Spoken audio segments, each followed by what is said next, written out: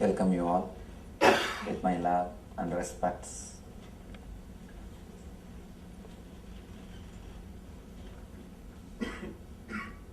All our choice, all our decisions always end in dilemma. This dilemma is what I call mind. Dilemma is the straight, direct explanation or a definition for mind. There are so many definitions for mind, but from my experience I can say this is the right word, dilemma. Continuously moving from this extreme to that extreme, continuously seeing the other side, continuously thinking, I should have done that, I should have done this, I should have taken that type of decision, I should have taken this type of decision. Continuously not accepting the present moment is what is the root of the mind. When you close your eyes, whatever happens in your space, whatever you think and whatever you can think, whatever you visualize, whatever you can visualize, whatever you experience, whatever you can experience, everything, the whole is what I call mind. The root of the mind is dilemma. If you can just accept this moment, the whole reality, the existence as it is, simply you will go beyond mind. You will go beyond mind, you will reach, experience the state which we call enlightenment or superconsciousness. Mind, the root of the mind is dilemma. Because you are continuously in dilemma, all your choices, I tell you, when I say all, I mean all. Capital letter ALL. All our choices end in suffering. Bliss is choicelessness. When you are choiceless, when you are just accepting the flow, when you just accept the nature, you are in bliss. Actually, bliss is nothing but accepting the reality as it is. But we always say, I accept everything, Swamiji. Everything is beautiful. Just this one thing, it is around the corner. Let me correct this one thing. Tomorrow I will be happy. When we are in India, we think if we just get visa, it will be really great. Once we get the visa, if we can have a house in the States, it will be really great. Then green card, then citizenship, then car. One by one, by the time you have a family, already you have mortgaged your life. Already the life is mortgaged. We just postpone. Just after this, I'll be happy. Postponing the bliss, postponing the ecstasy, postponing the joy, which is continuously happening in you, which is your nature, is the root of the mind. Understand? In bliss, you can't have mind. Because bliss happens to you when you are choiceless. In the choicelessness, bliss starts happening. Whenever you choose, you always choose misery. Any choice is nothing but misery. People ask me, Swamiji, should I continue my spiritual life or my material life? For which I should give more importance? It's a very big question. $1 million question. Every so-called spiritual seeker asks this question. Please understand, only so-called spiritual seeker, never the real seeker. Just like professional lawyers, professional doctors, there is a group of people who think themselves as a professional seekers. Their only job is continuously reading some book and window shopping from master to master, from group to group, and gathering here and there something, thinking that they are great seekers. I have seen thousands of these so-called great seekers. They always come up with one question: should I put more energy, more time on my material life or in my spiritual life? I tell you, the moment you choose, you have started suffering. The moment you choose, you have started suffering. Whether you choose spiritual life or material life.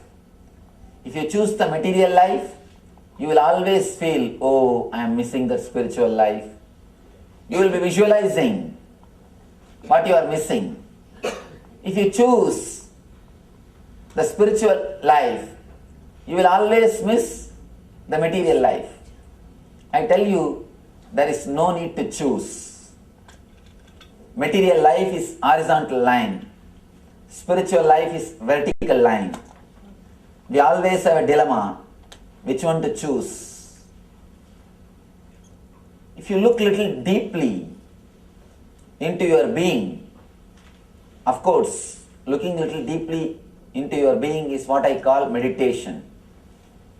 If you meditate little bit, you will understand, experience. You don't have to choose horizontal line or vertical line.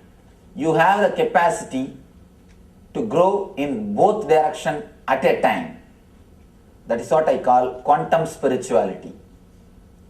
You can explode in the horizontal direction and in the vertical direction at a time, in same space. Real spirituality or real meditation is living in this moment. When you start living in this moment, naturally you will explode. You will just express yourself in your so-called material life and spiritual life. The life is only one thing. Whether you live with awareness or without awareness, that is the only choice you have. You don't have any other choice called spiritual life or material life. Don't think just because somebody has become a spiritual person, he eats something from the other world. He eats the same material which you are eating. He sleeps in the same bed in which you are sleeping. He uses the same way as you use the bathroom. Everything is same. Of course, the problem is, in our ancient scriptures, we have not recorded whether Krishna used the bathroom or not. That is the problem. We always have an idea about a spiritual figure. We have a particular kind of a frame. Any spiritual figure, we put them into that frame, into that idea, and we distance ourselves from them. We distance ourselves from them. There is no need to choose. The moment you choose only suffering. All choices are nothing but suffering. When you start living intensely, you start a new way of life, all inclusive, which I call whole. When you are whole, you are holy. The only way to holiness is being whole. The moment you start choosing, you are given power to your mind. Fear, greed and worry, all these three starts in choosing. Your greed makes you choose. Your fear makes you, some way you wanted to escape from something. Of course, naturally these two ends in worrying, confusion, dilemma. Whether you choose based on fear or greed, we end in dilemma or worry. These two are the root for choosing. Don't choose anything mentally. People ask me, Swamiji, if you say don't choose, then how to go about in the day-to-day life? Should I drop spirituality or should I drop my profession? Should I meditate or should I go for a job? I tell them, never choose mentally before you start living. Just start living intensely as you feel, as your heart guides. You will see simply your profession will become meditation. What has to drop will drop automatically.